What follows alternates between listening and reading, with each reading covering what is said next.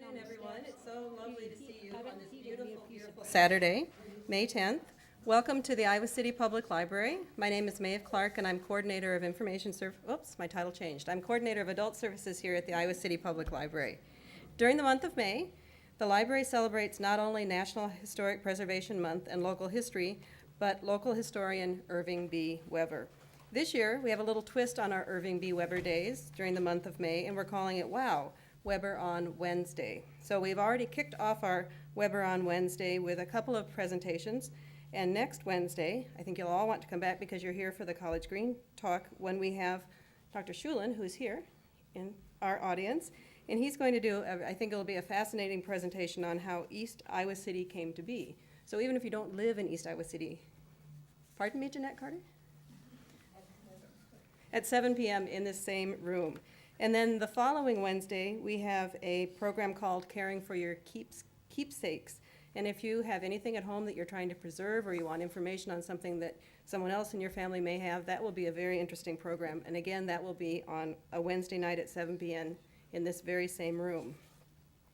I think that Irving B. Weber, our noted local historian who lived almost a century, died in 1997 and was born in 1900, would be very, very pleased to have Bob Hibbs carrying on a citizen historian talk. So I'm going to turn this over to our Friends of Historic Preservation for the introduction for Bob. And thank you once again for coming.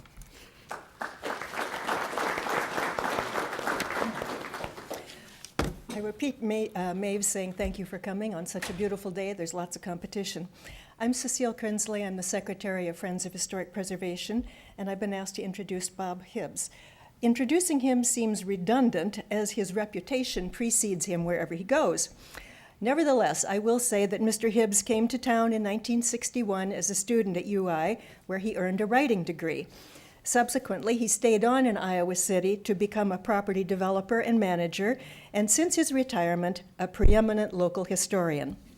Clearly, his writing degree from UI has served him well, as he has written some 350 articles on local and Iowa history, and a total of 7 books on Iowa City history and some of its notable personages. Among those are 2 volumes entitled Iowa City, A Sense of Place, and another book of local history for which he used some of the 3,200 historical postcards in his collection. When I came to the library today, one of the librarians told me that they have here just uploaded some of his postcard collection onto their digital history site. So if you're interested in seeing what lies in his collection, you can go to that digital history site and look at them. For the Iowa Sesquicentennial celebration, Mr. Hibbs wrote 100 biographies in a series entitled Fabulous 150 Newsmakers, 1860 to 2010, which was published by the Press Citizen. In short, if you want to know anything about Iowa City history or its makers, Bob Hibbs is your go-to person. Friends of Historic Preservation feels very privileged and honored to have him kick off our annual Parade of Historic Homes, which this year features properties located along College Street and on the west side of College Green. The tour will take place tomorrow, rain, perish the thought, or shine, 1 to 5. Look for colored balloons to identify the properties on the tour, and you may begin your self-guided tour at any one of the 10 tour locations. After his talk today, we will be giving some door prizes out, so don't rush off when he finishes his talk. After that, and I just want to say that Mr. Hibbs has so many stories that without further ado, I will just say I'm pleased to present Bob Hibbs, whose topic today is College Green, from covered wagons to tornadoes.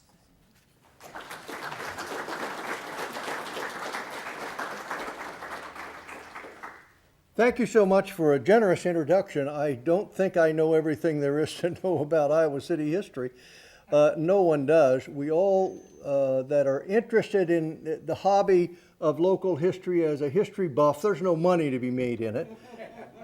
That's for sure.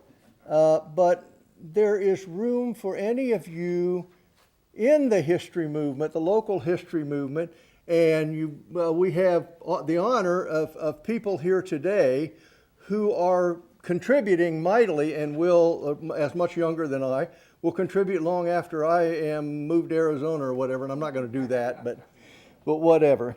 And I want to, before some of you go looking for the extra 3 books in Iowa City history beyond what I've actually written, they are not Iowa City history. They are other subjects unrelated to local history. But I do have 4 books out there, and none of them are still on the market except the last one with the postcard history thing. As with that, we'll call for the lights, Maeve, if you can. And I'm a wanderer, a walker, so the TV camera can't follow me very well, and I'm going to ignore it and just talk to you and the slides that are on the screen if I can continue to use this little hand marvel. If I stand too long in front of you, I can't get too close to the screen. I have to be in front of the table. But these are some special thanks that we owe various people for their help with the program and their help with the tour tomorrow. There are going to be some door prizes, but we're particularly interested in mentioning Iowa City Windows and Doors for their sponsor on the tour tomorrow. And the others listed up there are contributors to the door prizes today. And special thanks to Christine, to Maeve, and Jim, all of whom are here today, for their help with this program and the concept of going ahead with it. I'm very appreciative of them. College Green is a marvelous little 2-acre spot in Iowa City. It's a little tiny bit more than 2 acres. It's a square city block, as you know. And that's about 2 acres typically, 300 by 300. And it has the old sentinel pine. And Jim Maynard told me today that in designing the tornado recovery for the trees that he did, there was great discussion about whether the tall pine, white pine, stayed or not. And it ended up staying, and I clapped in front of him and said, what a bright decision. This tree is a character tree in the park and reflects the damage that's been done. And if you know something about the park, it's just a marvelous sentinel in the park. The park goes back to the very, very beginning in Iowa City. And an interesting part of this, the problem with the original layout in Iowa City was envisioned in Burlington when the territorial legislature was meeting and talking down there, Governor Lucas and Chauncey Swan and 20 or 25 others, depending on which day you're talking about, in the legislature. And they envisioned Iowa City that the federal government would give it a square mile and that the capital would be plunked down in the middle of that square mile, which if that were done today, as what the site that was chosen, it'd be in the parking lot in the block of Hamburger Inn. That's where Old Cap would be. But they were smart enough that when Chauncey Swan and his tardy committee planted a stake along the river where Old Cap is today, they chose a dominant spot along the river, and rightfully so, I think. But it totally changed what they were thinking about when a town was site was not located. And the original town is a square mile. And notice that the outlying streets, this would be College Street today. I'm sorry, Court Street today. Court Street was not in the city. Summit over here was not in the city. These are the outlots at the edge of town. There is a marker, this is one of the only 4 corner markers still in place, along the west side of Summit Street, a block south of Burlington. But again, Summit Street was not within the city. Now this corner up here is where St. Joseph's Cemetery comes together and meets Oakland Cemetery, and there's no marker there. But that's where it's at. This other corner over here is west of the river, and many people don't know or are unfamiliar with the fact that this corner triangular piece was in the original city. Now, Hansher's being built on that site today, the Hansher 2. Anyway, that's the original plat, and College Green was on the plat, as were several other open spaces, from the park, from the market, park, college, you know, the central market, the church sites, and a park downtown, which is now where Van Allen is located, Van Allen Hall and the other university buildings across from the St. Mary's and First Methodist Church. We take a close look at this drawing that you've just seen the whole of to a section from the Capitol Square to Governor Square along Iowa Avenue. Iowa Avenue, Central Market was for many years used by the school district after it was originally envisioned as a market, which never really was much of a market space. The school district used it for many years, and many of you are old enough to remember Central Junior High, which was built as City High originally, on this site. The park was traded away in 1890. It wasn't traded away, it was given away to the university to stave off talk in that awful place where the Capitol had been moved. They'd move the university to someplace else. It wasn't appropriate in Iowa City. The city fathers, in their infinite wisdom, decided they would give this spot to the university to stave that talk off. This was the home of the University of Iowa. I'm glad they did that, frankly. South Market is where the recreation center is today. So the green spots and Governor Square out here was never developed. It's been misunderstood that the West Lawn neighborhood was the governor's mansion area. That's beyond the original plat of the city. Governor's Square was in fact on Governor Street and Iowa Avenue. And that comes from a misunderstanding that the Capitol in Des Moines, in the United States Capitol, that the mall runs from the Capitol to the White House. That's not right. It runs from the White House to the Lincoln Memorial, and the White House is off on the ellipse, which is off to the side, in the same sense that Governor Square here is off to the side.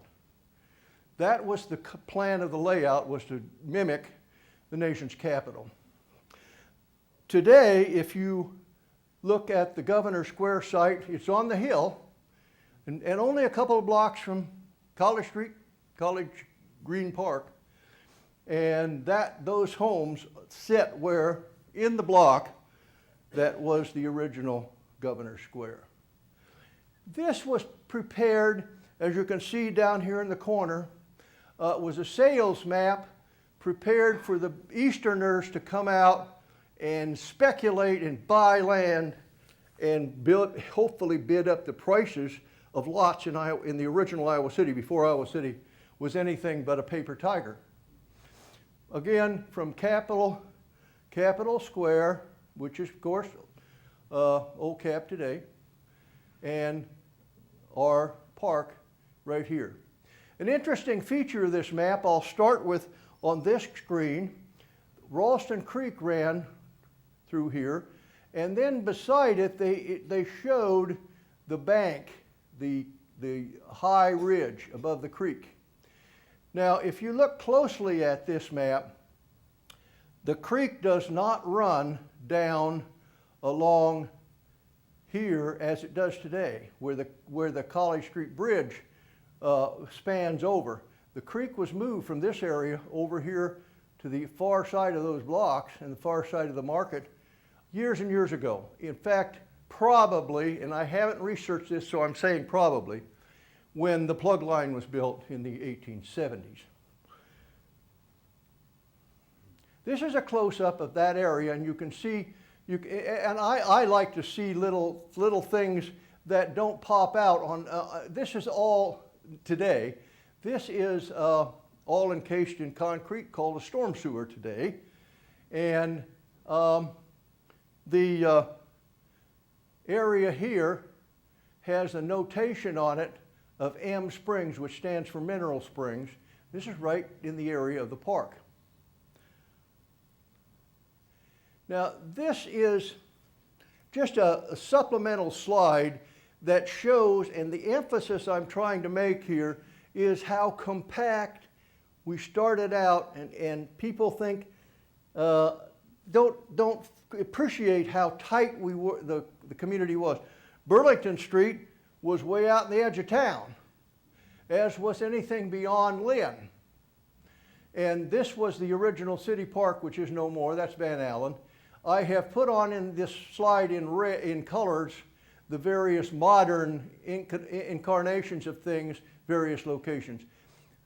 This I will mention in the tornado. I will mention the school, and I'm having a little trouble finding it because it's so far out in the country. Right there, on College, where the mall is today, the old Capitol Center mall. That's the Berry School, and Berry was killed in the first tornado in Iowa City, and that will come up again later. But Chauncey Swan lived over here out in the country where the Iowa City Fire Department, the corner where the Iowa City Central Station is located today. So there's all sorts of stuff on a drawing like this that trying to impress how tight-knit and small we were. This is a Weatherby photograph. The date is indicated clearly on it, and for orientation purposes, Iowa Avenue takes off right between these two buildings, down that way. This is Clinton Street, north of Washington. This is the original plat of Iowa City. Those blue marked corners show you where it's at in College Green. And the interesting part of this is 1854 is, to me, is that it shows the female, it shows the female academy, a drawing of it, as well as other prominent drawings of buildings in Iowa City in 1854. Now, that female academy shows very clearly here in College Green. But it also, Mineral Springs shows, in the Mineral Springs House. And a little aside here, Governor Lucas owned that site at one time. He was not involved with the house and the Mineral Spring baths that were given there and that sort of thing. But he bought that probably in one of his early visits to Iowa City to help contribute to the demand for lots in Iowa City, because he was that kind of a person. He would do that. But he, down here, we talk about, he came back to Iowa City with the intent of buying a home site in 1843. In the next year, they moved into Plum Grove. Now, if you haven't been to Plum Grove, and I suspect many of you have, it's furnished in the 1850s style. It's a marvelous feature for anybody interested in history in Iowa City to visit. This is Plum Grove in the background, some people, reenactors of character now, of the characters involved in Plum Grove. Now, it's open when it is open from Memorial Day through October. It's always open 1 to 5 in the afternoon, and Wednesdays through Sundays, Memorial to Labor Day, and then during the late fall in September and October is open only on Saturdays and Sundays, but always 1 to 5. So I recommend a visit to Plum Grove. If you haven't, most of you have probably been there. Now this is back at the Female Academy, and a story about it from the 1850s. Down here, if you follow this line across, the Baptist pastor had the inspiration for a college for women. He set about developing it, and then suddenly, after the city had given him a spot, and he had materials and the foundations laid in College Green, he died of a heart attack. And with his death, as with so many college type or educational type enterprises from this era, it died with him. It sat there for 3 years unattended, and the city council finally decided it needed to be cleaned up and returned to park status, which happened. Next door, you'll see the two prominent people that lived here in the 1850s. In Dr. Murray, the first physician in Iowa City. What do we have, 1,500, 2,000 now? So he spearheaded quite a group. And Lathrop was the superintendent of schools in the county. So these are two very prominent people that lived just west of the park. Now, Mrs. Murray is quoted up there at the top, and I'm sure that everybody, including Mrs. Murray, probably picked wild strawberries in season, and you carried a cane with you, and you made sure there wasn't anything in the patch before you started picking berries. And of course, you wore high boots, high shoes. Railroads have such an important impact on Iowa City that it's terribly difficult to overstate it. This is the original railroad, the actually Mississippi and Missouri, which became the Rock Island, and most of us know it as the Rock Island or the Iowa Interstate today route through Iowa City. And there are wonderful stories about how the clock was stopped so that they got here on time in December the 31st, when it was probably well into the next morning before they pulled the engine in this place beside the depot at the south end of Johnson Street. The tank on the car had frozen up and they could not run the engine at all. So people actually were moving that engine along, throwing rail rake track in front of it to make to make it on time, because there was a $10,000 bonus if it was completed on that date. But the interesting impact of this is that it didn't go any further down the road. 5 years later, it reached Homestead, and then it took 12 years before it reached Des Moines. That's after the Civil War then, 1865, 66. So Iowa City was literally the dumping point at the west end of the railroad that ran clear to the East Coast for a decade. That decade prompted stellar growth in Iowa City, and I emphasize it on this slide here in the middle. The railroad comes right in here. The city and county, the city grew 4 times. The county also grew 4 times.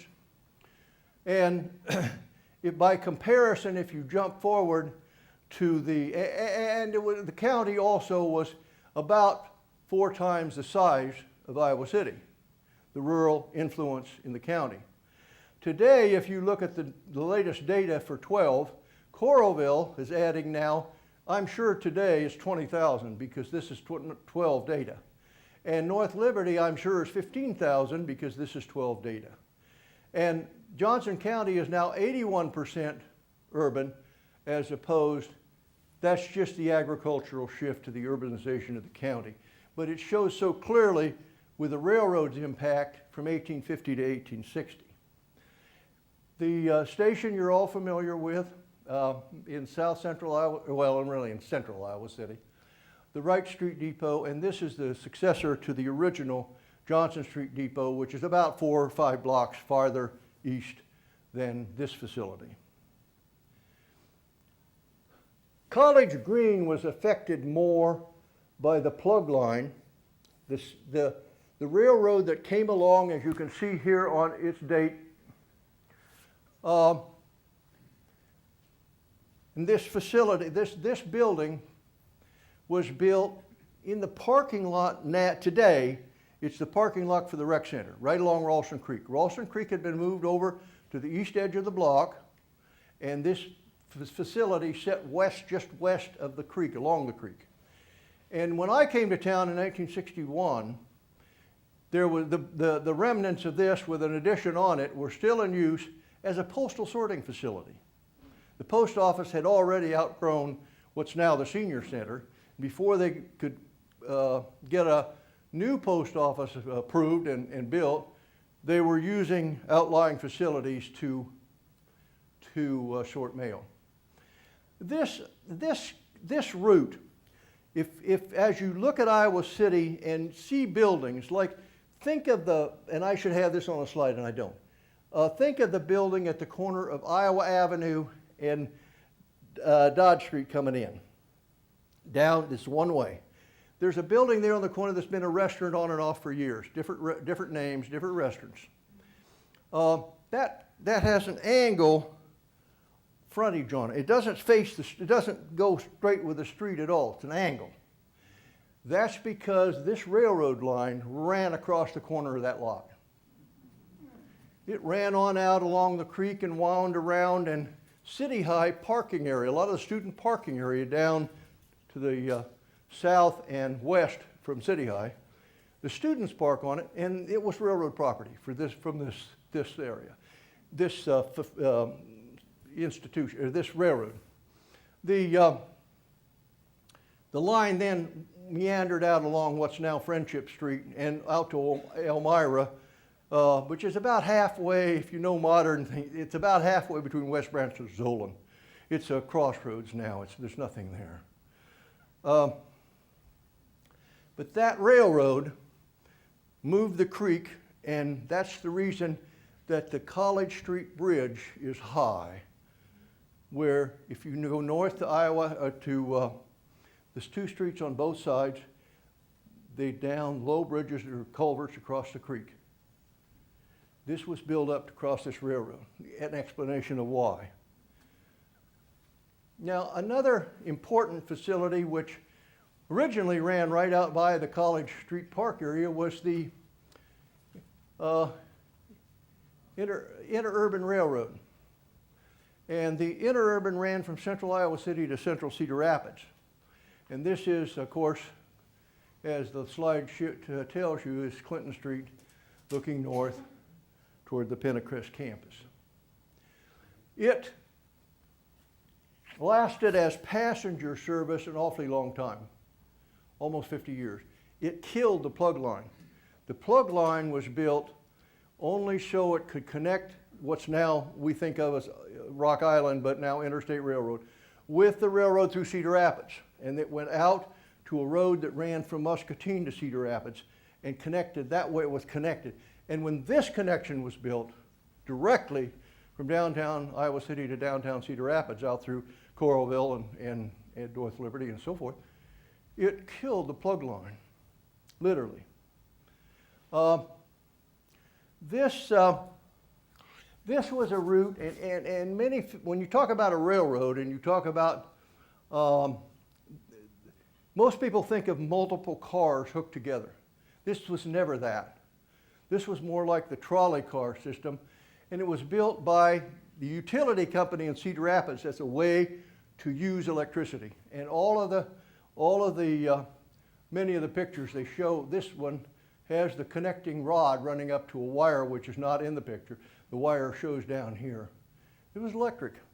Beautiful, beautiful use of electricity as opposed to coal that the cross-country railroads used.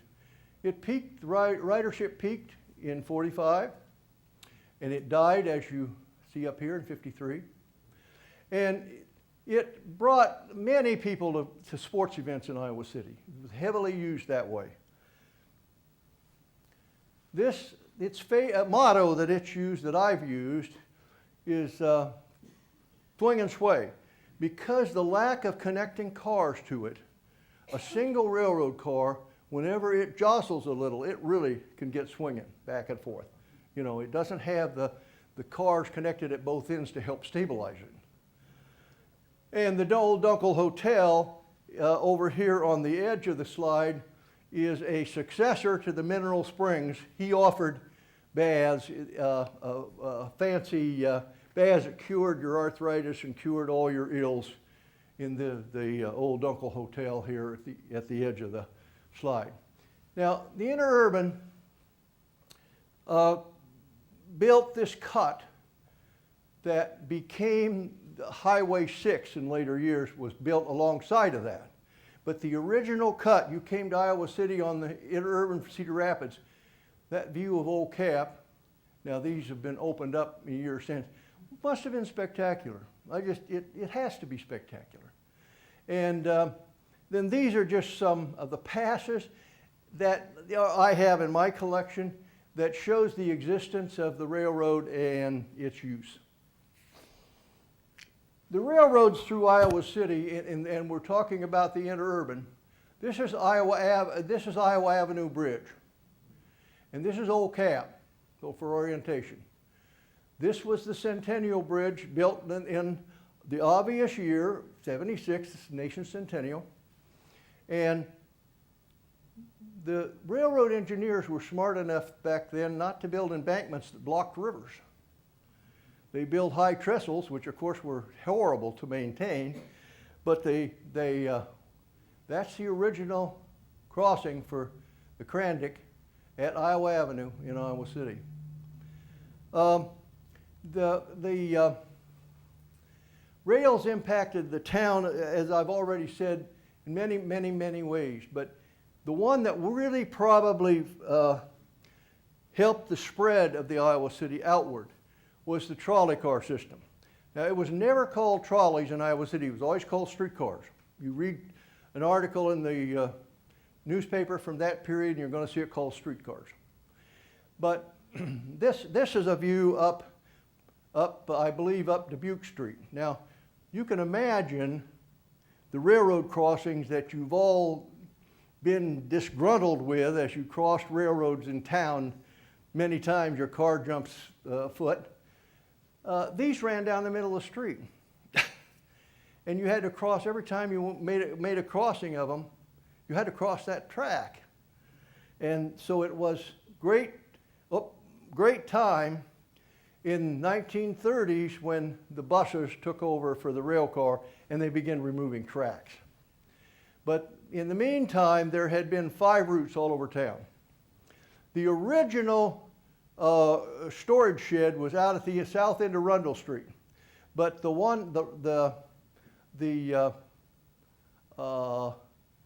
this went right by, the original line went right by College Green Park, and then jogged down to Burlington and out over Burlington Street Hill, down Muscatine Avenue to Rundle and down Rundle. Then the storage yards were there and the maintenance facilities. Later, the maintenance facility was on the site that became the old Press Citizen building, the Art Deco building downtown.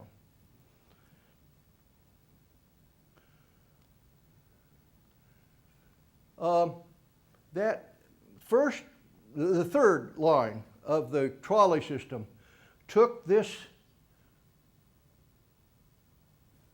fountain that had been built by the Women's Preservation or Women's Improvement League, a forerunner, of course, to Project Green in a sense. This was built in the middle. This is Iowa Avenue and Dubuque Street, and the trolley was coming up Dubuque Street, and they moved this to City Park on the upper section of City Park, where you now have a boulder at the lower entrance, and you have an entry on one side of the boulder and an exit coming out the other side. That exit side ran up toward what's now the swimming pool, and this guy was moved from this downtown, by the rail people, from this downtown location to the City Park. Now these, of course, are in the Ped Mall downtown, and this is the same facility, just a close-up of this. So there's 3 units that are the aquatic appurtenances, and railroad had a strong impact on what happened to the first one. Jumping onward to the tornado that first struck Iowa City. Many folks are unaware of this. You have a date there, and you have a sketch by Isaac Weatherby, which was published in New York by this outfit and circulated widely, because in that day these pictures had to be made from hand carving of wood, of hardwood, and so they're very rare. I have a copy of this newspaper in my collection, and these are some of the inside pictures that are fictitious, but Weatherby knew what he was doing, and and focused on people, and I'm sure, I've no doubt this scene is very reminiscent of what he saw. These are, maybe he saw something like this, I doubt it. But these are pictures that appeared in the New York publication from the first tornado. It crossed the Iowa River about where the airport is now. And there are tales written of the river being sucked totally dry as that tornado, you could see the bottom. Of course, the river's not very deep there, it never, except in flooded stage. But it killed Jess Berry, who I mentioned earlier. He was one of 5 people who were killed by that first tornado. Fortunately, this tornado didn't do that. It didn't kill a bunch of people. Now, this tornado, I'm sure many of you remember, because this is so recent, touched over on the west side of the river, about where the ice cream stand, Dairy Queen was, crossed and took some shingles off of the tails whipped up, and it took some shingles off of the courthouse, and then the tails flipped back down and caught the church, St. Patrick's Catholic Church, full force. I stood in my driveway in north central Iowa City and watched that cone pass through. I was standing out, we have a little stoop room that's only a few feet square, the floor, but it's concrete all sides. So you can dodge back in it and feel pretty safe. You may not be, but you feel pretty safe. So we watched that tornado and watched it tear through the central part of Iowa City. See the debris picked up and carried in the cone. You know, it was just fascinating. Now this is immediately cleared and redevelopment starts just instantly. This is on the tour, this is one of the buildings on the tour tomorrow. I recommend that you go inside and take a look at this one. I mean, all these homes on the tour, you can go inside. But you might not spend any time with this one. This, of course, is my guide and companion, and we're taking pictures, and I took her picture in front of the sorority house, and then she took my picture a little later when it was being demolished. And of course, that's all been rebuilt now at the corner not far from the park. Now, can you imagine being a sorority gal in your bunk when that tornado passed and the sidewall of the building just disappeared? The terror that gal had to feel, something else. And that story was printed in the news following the tornado. Now, this focuses on the tornado as this property, remember that one, and the house next door. This is the sorority house looking up the gully toward it. Now this is the ground level, and this is an aerial of the same property. Now look at it today. The recovery of this neighborhood is truly remarkable. The Iowa Avenue along there, and you can go to several streets. You don't have to pick just Iowa Avenue. You can go to several streets in Iowa City and find that recovery. And now this is the 2 houses that we had the ground and aerial view of today. Now that tornado had to be ridden by a party with a big hat on, and she rode on a broom, and she forgot her hat right there in the tree that you can see on the tour tomorrow at that address. It's still there. St. Pat's and what happened to St. Pat's. It's interesting, the church was talking about trying to rebuild, and there was lots of objection to that by the current parishioners. And I'm a Presbyterian, not a Catholic, so I'm not involved with this. But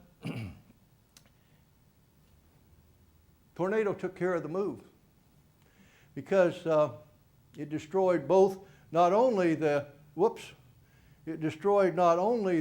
church but the house next door. This is from my collection, and among other things, beside postcards, I collect junk. This is a brick from this church, and it's all marked on the bottom, and This is a piece of the wood from a track, the original trolley system in Iowa City. Now this is a piece of the stone from the original St. Mary's, not the building that St. Mary's is in now, but the building that stood on that site prior to it, and they built the present St. Mary's around and took the old building out through the front doors of St. Mary's. But that's the old one. Now this is what happened to St. Pat's rebuilding, and I've been taking a lot of pictures through the years of things that happened in Iowa City. Of course, this is the proposed Tellerud site, and this is what was actually built on old St. Pat's site. Back at the park.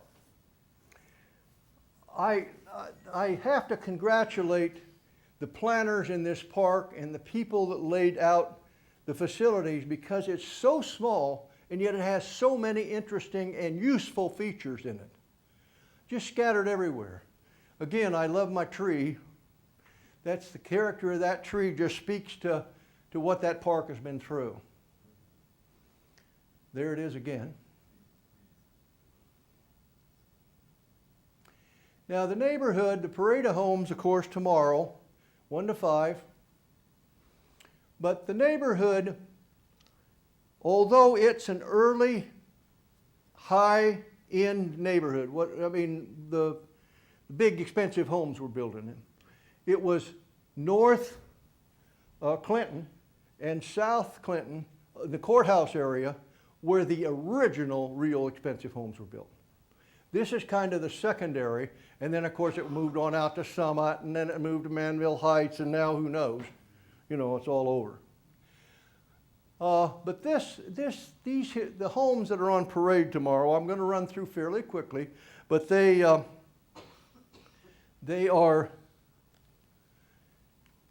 all interesting in their own right and good historic emblems in Iowa City. Kevin and Helen Burford live in this house, and it's on the tour tomorrow. You can go inside, and right next door is his father's house. And Byron Burford, right here, he bought it for $28,000 in '68, and if it's not worth 10 times that today, I'd be surprised. But he uses it as an inn and his own personal residence. So it's next door. Now, Byron Burford, if you don't know about this man, Grant Wood hired him to teach painting at the university, to teach art painting. And although Grant Wood died shortly after that, I mean, Grant Wood was not here very long, he died so young of cancer, Byron Burford went on and on and on and on and taught painting at the university for decades. Yes? He taught me in first grade, and I still have the painting I did with him critiquing it. Great. She has a painting. I'm so deaf and I have trouble. I was hoping I'd hear you. Burford was interested in circuses, and many of his paintings have a circus feature to them. And he had broadsides created and all sorts of things. But he's a fascinating character, and you will hear some about him in the tour. But the home is interesting in and of itself. Now this one is not on the tour, but it's out, it's out in that area. And Lorna and Lou Nagus, many of you will have known, lived in this house for decades, and it's now occupied by Robin Hemley, who is a nonfiction writer, professor at the university. Now this neighborhood, Iowa City's got so many beautiful homes, and this Queen Anne just kind of jumps out and slaps you in the face. It's just such a home. And a lumber dealer built it.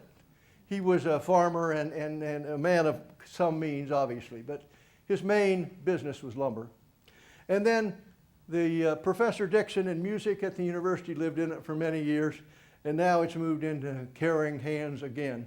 Now, some of you may know Hayden Fry's work about the high porch picnic, one of the books that he contributed to.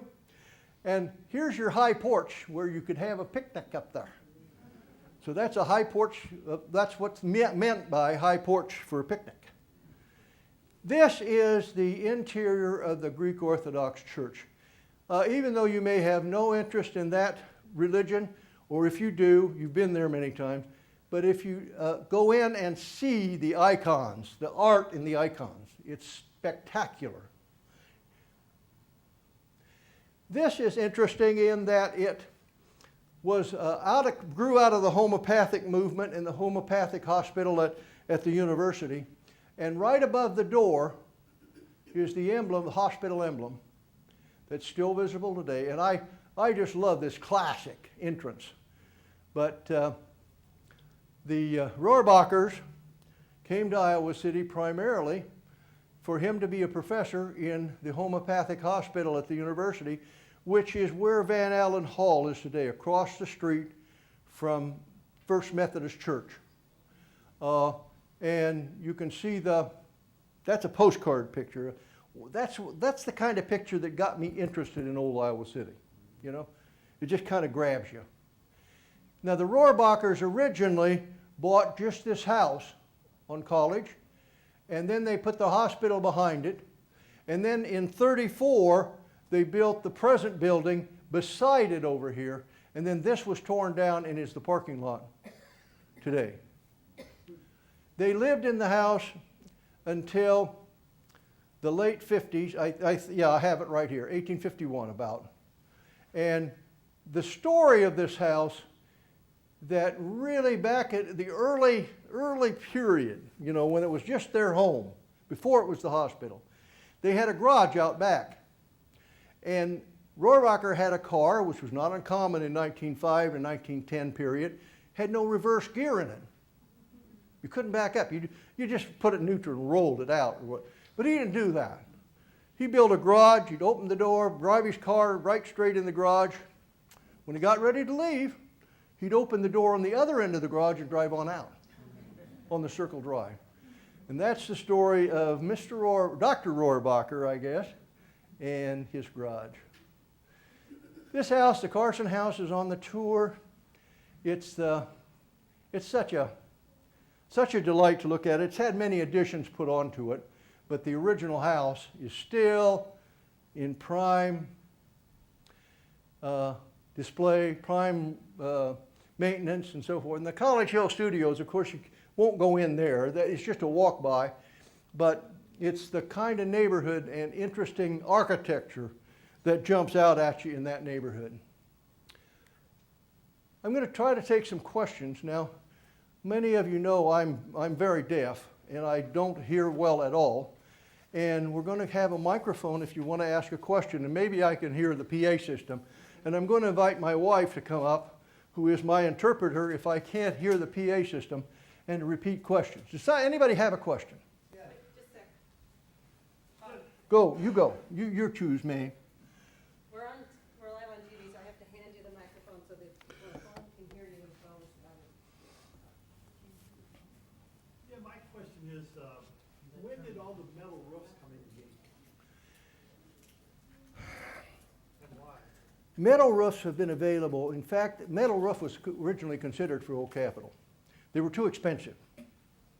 An Old Cap has a metal roof today. But metal roofs go way back, and I don't know the history of metal roofs, but I do know that they were primarily rural type buildings that were roofed with rural. The thing about them is that when they sell you a metal roof, they're going to tell you it's going to last 100 years. If you buy a asphalt shingle roof, they're going to tell you 15, 20, 30, guarantee 30. The length of the metal roof is what's the attraction.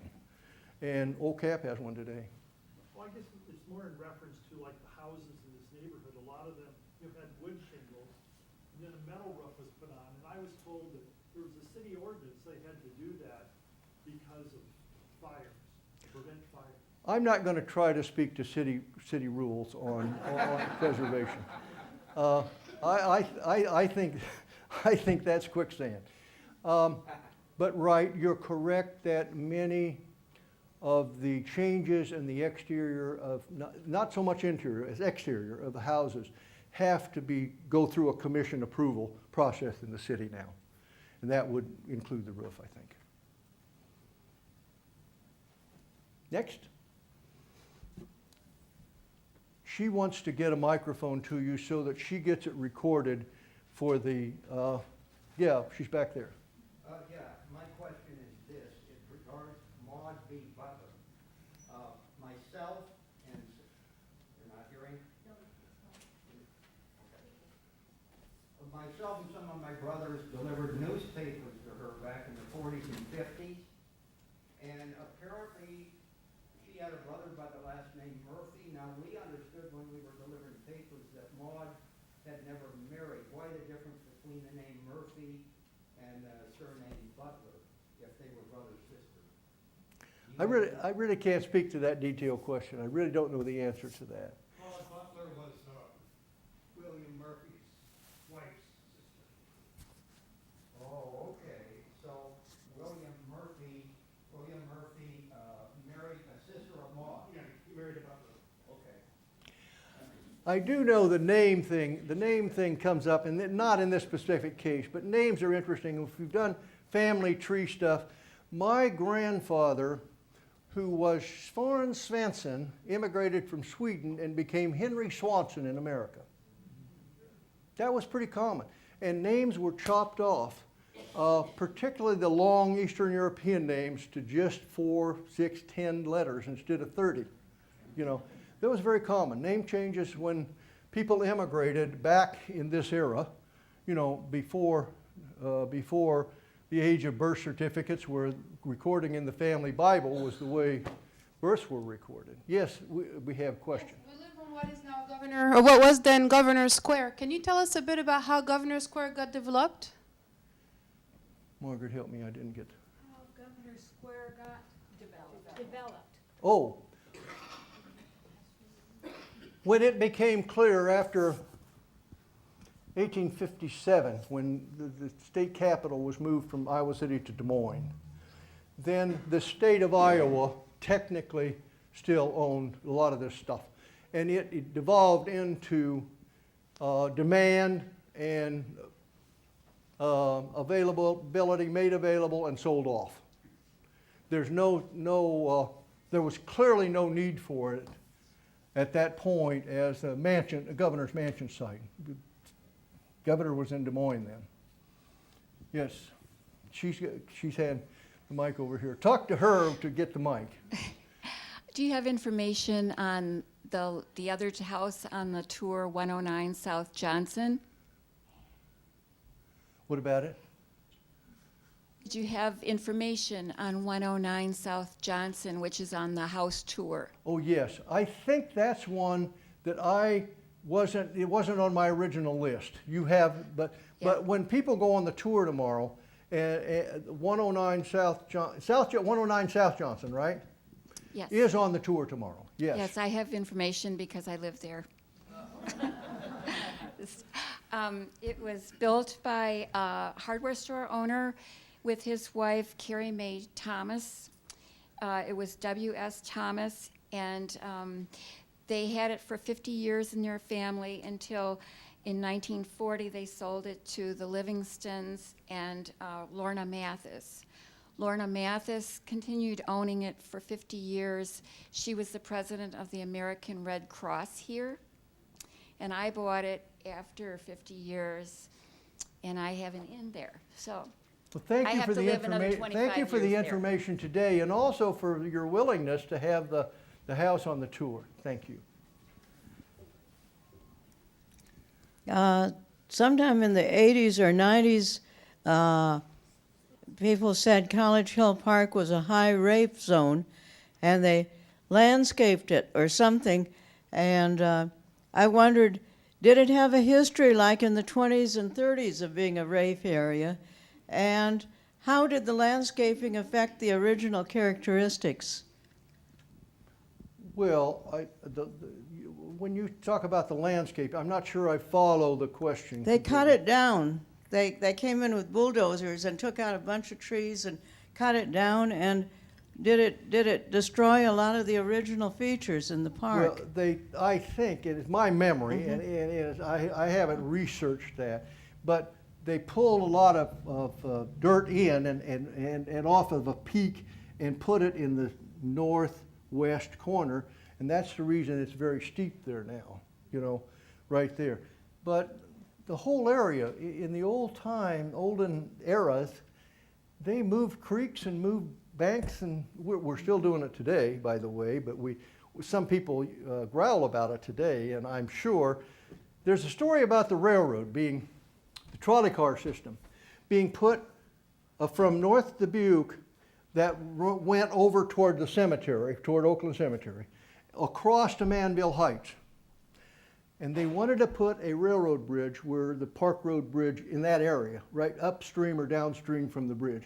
And the neighbors above, that was one of the glorious early controversial, you know, that goes back to no, it's a little earlier than that, about 1808 or something like that.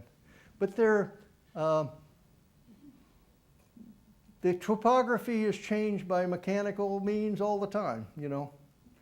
And you see evidences of it, but I haven't specifically researched that process in College Green Park, so I can't really speak to that.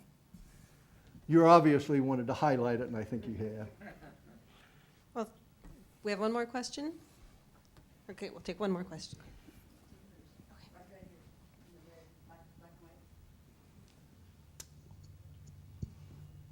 The Methodist Church this year is celebrating 175 years for their congregation.